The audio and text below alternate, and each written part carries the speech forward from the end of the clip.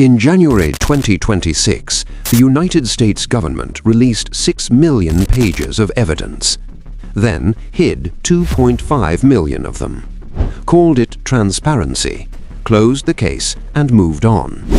But buried inside what they did release was something they did not expect anyone to find. A name hidden inside a faulty redaction. And that name changes everything. But first, you need to understand what they actually released and how they released it, because the method of release tells you everything about the intention behind it. This is the story of Epstein files, what is in them, what is missing, and why that gap should terrify you. In January 2026, the Department of Justice released the Epstein files. 6 million pages of evidence. They released 3.5 million, called it compliance, closed the case, moved on. The other 2.5 million pages withheld.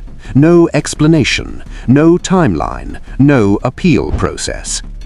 Within 24 hours of publication, 16 files disappeared from the public webpage. No announcement, no acknowledgement. They were simply gone. Buried inside what remained, 2,000 videos.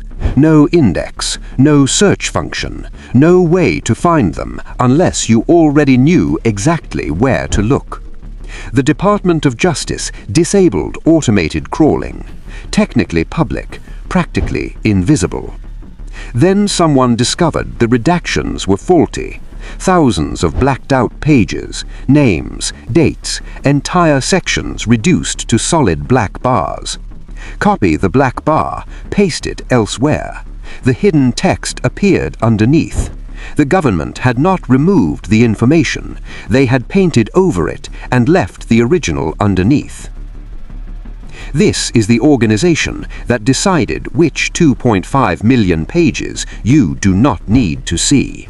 To understand the files, you need to understand the deal. 2008, federal prosecutors built a case against Epstein. Dozens of victims, documented evidence, federal charges. Then came the deal. 1 county, 1 charge, 13 months. Work release, 6 days a week, for a convicted sex offender. The immunity clause was broad. It covered Epstein. It covered potential co-conspirators, named and unnamed, named and unnamed. The prosecutor who signed that deal was Alexander Acosta. Acosta later became Secretary of Labor. He resigned when the deal became public in 2019. He was never charged with anything. Nobody was. Data set 9, buried inside the released files, contains the internal correspondence about that deal, the emails, the negotiations, the names of everyone who knew. And the question nobody in Washington wants answered is what is in the correspondence they did not release. We promised you a name. Here it is. The name is not in the released files. That is the point. What the released files contain are references, gaps, redactions positioned so precisely around certain individuals that the shape of the black bar tells you more than the text ever would. Professional redaction does not leave shapes. These left shapes. Congressional investigators who reviewed unredacted versions described correspondence connecting Epstein to individuals inside and adjacent to multiple administrations.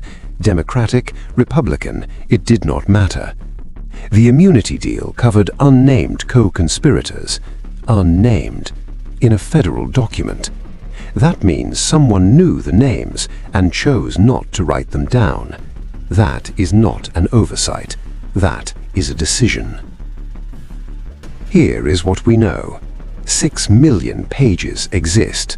Half are hidden. 16 files disappeared overnight. 2,000 videos are buried without an index. The immunity deal protected people who were never named. And the redactions, the ones meant to be permanent, were undone by a copy and paste. The files are public. The truth, apparently, has a waiting list. The victims waited decades for this moment. They received 3.5 million partially redacted pages and a government website that deletes files in the night. Officials called it transparency. The victims had a different word for it. If this made you uncomfortable, good. Subscribe. There are more stories where this came from. 6 million pages, half hidden, 0 arrests. The most transparent cover-up in American history.